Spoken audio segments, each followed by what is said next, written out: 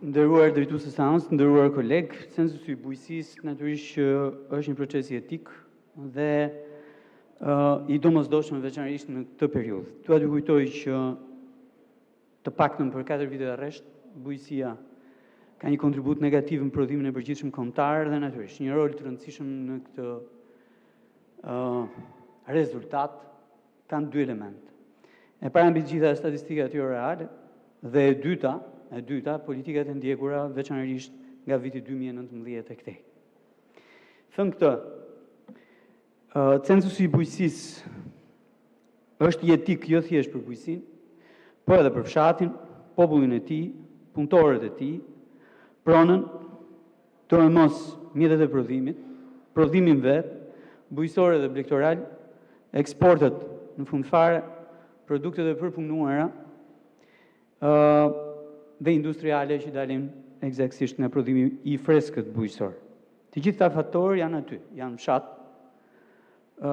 Problemi që ne kemi janë numrat me to, numrat nuk i pasqyrojnë, për shkak të zhvillimit afërmendsh, në harkun e 12 viteve të fundit ka ndodhur zhvillime të rëndësishme sa i takon njësive të prodhimit në fshat, bujqësia shkon nga fusha drejt serave, që përbën masive, ashtu siç edhe fermat e vogla blegtorale, po të kuren për t'i lënë vendin komplekseve të mëdha blegtorale. Pra zhvillimet në sektorin e bujqësisë, veçanërisht në prodhim, janë një element i rëndësishëm që detyrojnë censusin tani, ashtu siç informaliteti është një element po kaq i rëndësishëm që detyron censusin tani. Informaliteti natyrisht që ka dëmtuar jo pak bujqësinë, prodhimin bujqësor edhe blegtoral. Ne bujqësinë thuajse e kemi informale, duke nisur nga titujt e pronësisë, të cilët nuk ekzistojnë ende, pjesa dërmuese e fshatit nuk zotron tokën me tituj pronësie, janë ende me një akt marrjes tokës në përdorim, dhe ky proces po zgjat prej 35 vitesh dhe nuk po mbaron në asnjë moment. Ashtu siç fermat bujqësore nuk janë të regjistruara në pikpamja fiskale, duke i shkaktuar një dëm akoma më të madh asaj ekonomie që zhvillohet atje në fshat.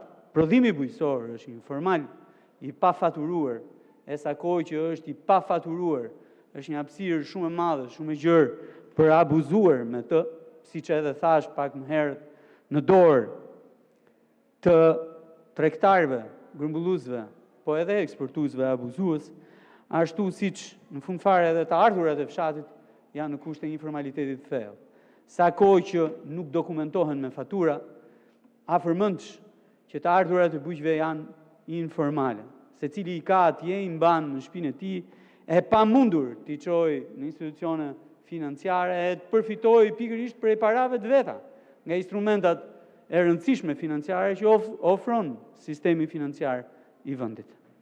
Në anë tjetër, korrupsioni e ka nxitur informalitetin, e ka shtyr informalitetin të shkojnë në nivele të jashtëzakonshme.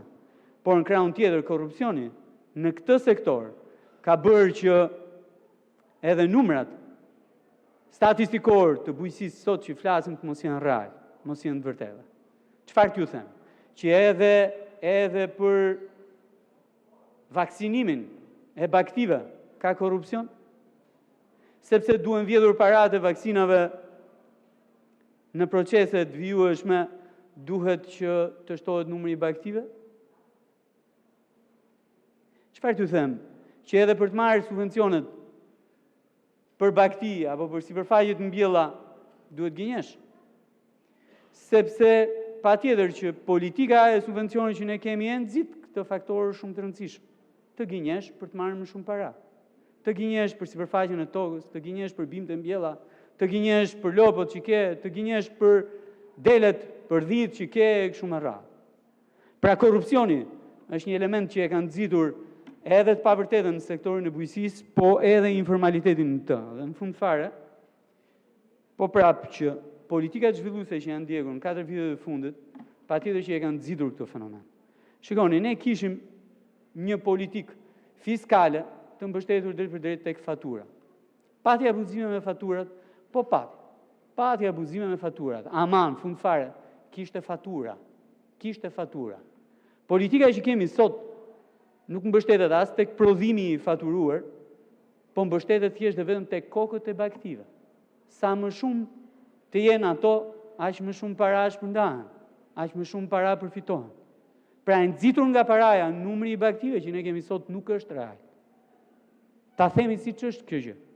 Dhe normalisht politika e subvencionit për kokë baktish apo për sipërfaqe të mbjell, natyrisht ka nxitur në mënyrë më të qartë gënjeshtër. Gënje për të marrë më shumë para. Dhe kaq, dhe pik. Kështu që në këtë mes gjëra që nuk shkojnë, gjëra që nuk janë të vërteta. Censusi i bujqësisë është një element shumë i rëndësishëm që do të ndihmojë në radh parë popullin e fshatit, të formalizohet, të deklarohet ai që është dhe të numërohet ashtu siç është. Kjo është themelore. Në krahun tjetër, të deklarojë mjetet e prodhimit, të deklarojë prodhimin, të llogaritet prodhimin mbi to, dhe natyrisht të shkojmë tek ajo që është themelore, tek fatura, si politikë e qartë e zhvillimit edhe në sektorin e bujqësisë edhe të blegtorisë. Dy faktorë janë shumë të rëndësishëm në këtë proces. E para mbi të gjitha ata faktorë që janë lidhur me këto fenomena negative për cilat ju fola, duhet të rrinë larg këtij procesi. Janë të interesuar thjesht dhe vetëm ose për të gënjur, ose për të përfituar gjithnjë më shumë nga ekonomia bujqësore, si rishfet e si korrupsion. Këta faktorë duhen mbajtur larg nga procesi i censusit. Është shumë e rëndësishme që çdo faktor i tillë që kërkon të përfitojë, qoftë edhe duke fshehur atë që ka ndodhur në harkun e 30 viteve, me paratë e bujqësisë, me paratë e popullit të fshatit, me paratë dedikuara për ta e për prodhimin e tyre, duhet i rri larg, të mbahet larg, të përjashtohet, të rri sa më tutje nga ky proces. Po patjetër edhe faktorët politik duhet i rrinë larg. Ka ardhur koha që bujqësinë ta shohim me realizëm. Jo me nevojën që kemi për të thënë që jemi mirë, jemi mirë, jemi mirë, jemi mirë. Patjetër që zhvillimi është shumë i rëndësishëm, është substancial, siç ja u thash, është atje në fshat, por ama numrat e egzageruar, prodhuar kohë pas kohe, kanë fshehur realitetin dhe kanë prodhuar politika të gabuara, që nuk e kanë zhvilluar bujqësinë, po e kanë bërë dëm edhe më të madh bujqësisë. Dhe në fund fare, qeveria duhet paguajë faturën e plotë të këtij procesi. Deri tani janë pak paratë vendosura për censusin.